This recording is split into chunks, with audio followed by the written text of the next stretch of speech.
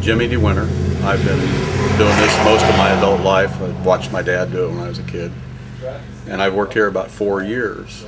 And not long after I started here, for the last 3 years, I've been working on this Ferrari. This is a 1957 250 GT Tour de France Berlinetta. This is a very historic race car. It belonged to a man named Trial, and his co-driver was Picard. That was like nowadays saying Gordon and Earnhardt. Exactly. And this car took second in the 1957 Tour de France with a beat-to-heck nose. They just got in with hammers. I got pictures of guys in muscle shirts and sandals beating the nose out.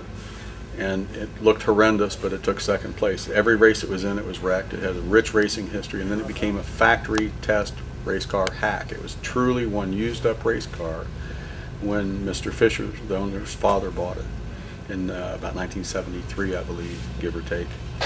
And it's a family heirloom. Well, he's waited 40 years to be able to restore this car. These are quite expensive to restore because everything's handmade and everything was so crudely made when it was new. And it's just absolutely, I don't know what to say, it's just absolutely gorgeous. I've spent 3 years, I've had this car down to bare framework. We've made major sections of body, but trying in the process to save every molecule you can. That's a term I heard. Well, you can't lose a bit, can you? You have to lose some. Like the nose was so thin there was nothing to work with. And also the headlight bucket was so eat up and welded in the wrong places, we had to keep doing it. The grill, once they had wrecked, fixed, there's no way the grill would fit back in the car, so we made a new grill. The upholsterer, Joe, he did just an incredible job on the upholstery. Dale Sotzik, one of the owners, he did the filling and sanding on it, and Tim, our painter, Tim did the paint work, and I did most of the rest. Well, now, when you were showing me the pictures, you kind of like reverse engineered this thing a little bit, didn't you? Yeah, we have a coordinate measuring system up here and a big surface plate. They're in the other room here. I can show you that.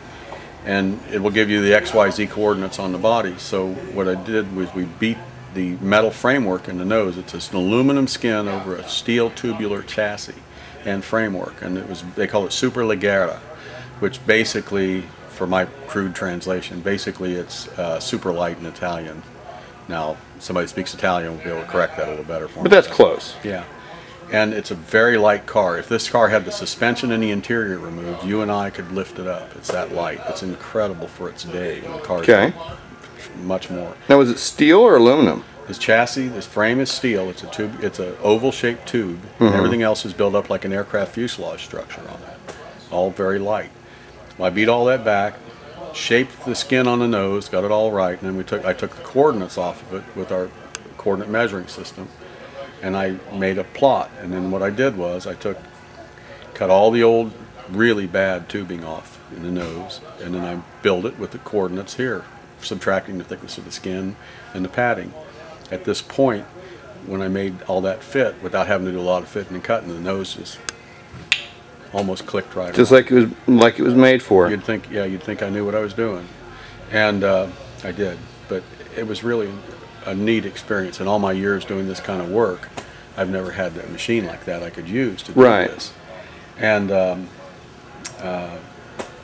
just every piece of the car was used up, worn out, missing. We had to take. So you basically built the car. Pretty much. A lot of anything we needed, we were able to find some rubber. A gentleman in Texas imports a lot of the rubber, and they get some from the original manufacturers.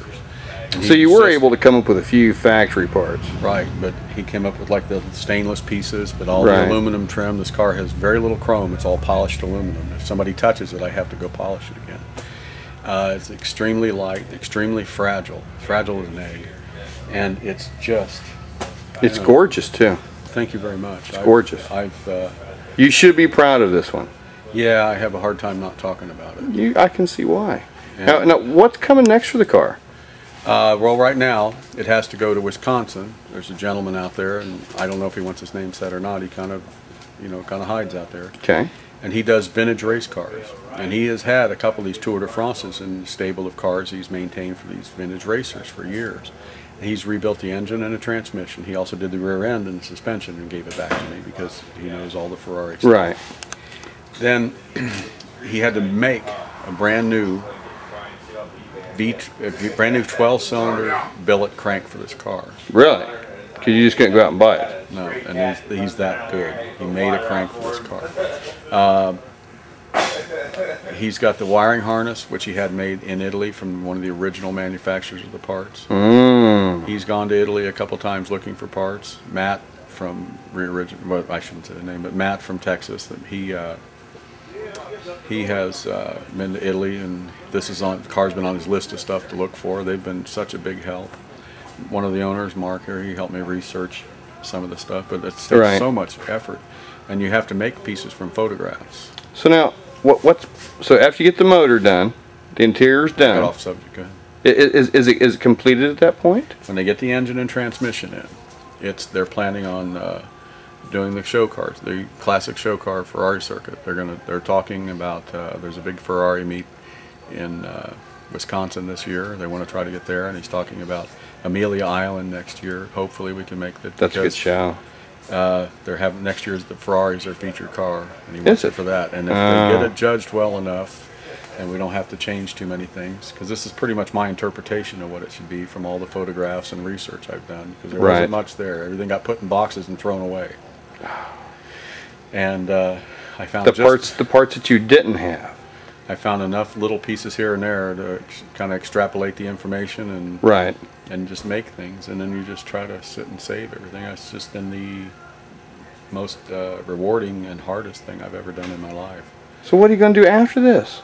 Well, I've got to make bumpers for a handmade Italian car over there. I've got to make the bumpers for this Delahaye. I've got the Rolls-Royce Phantom radiator parts to make. And don't sound as fun as this one, though. I probably never get to do another car. Now that I've got stacks and stacks of parts to do for all kind of cars. I'm really good with the thin metal and the polished metal. And I've got pre-Model T brass headlights and trim to do up front. I've got parts off of them. So you'll be busy before long. I do a lot of thin metal, and this place, there's about 20 guys here, and the level of talent at this facility it's a real honor to be able to work with these guys. Now, do you have a Facebook page or anything? No, I'm a dinosaur. A dinosaur? Well, you need one. Post some pictures of this. Well, this car is going to have its own following. There's people been coming by, people that know Ferraris have been coming by and looking at it for years, and this car kind of has its own fan base, it seems like. Well, we're going to help it grow a little bit. It's just been incredible. Why me? And it's also unusual for Ferrari. Trion Picard, the drivers were French, so Mr. Trion owned it, and he had its French racing blue. So that makes it unusual. It really looks good, and the color is so close. We actually found in the one door panel, I found a piece, well, we found a piece, that had the original paint on it, and because it was screwed onto the door panel, there was no ultraviolet light ever hit it, so this is actually the color. The color. I mean, they used it to match the chip. Don't that help? Man, I'm telling you, anytime you do an old car, it's like that. It was one of the few pieces we had to go by. Yeah. And, man, thank you for telling us about this super rare car. Well, thanks for letting me talk. Of course. And you keep cruising with the E-Rider. Thank you, sir.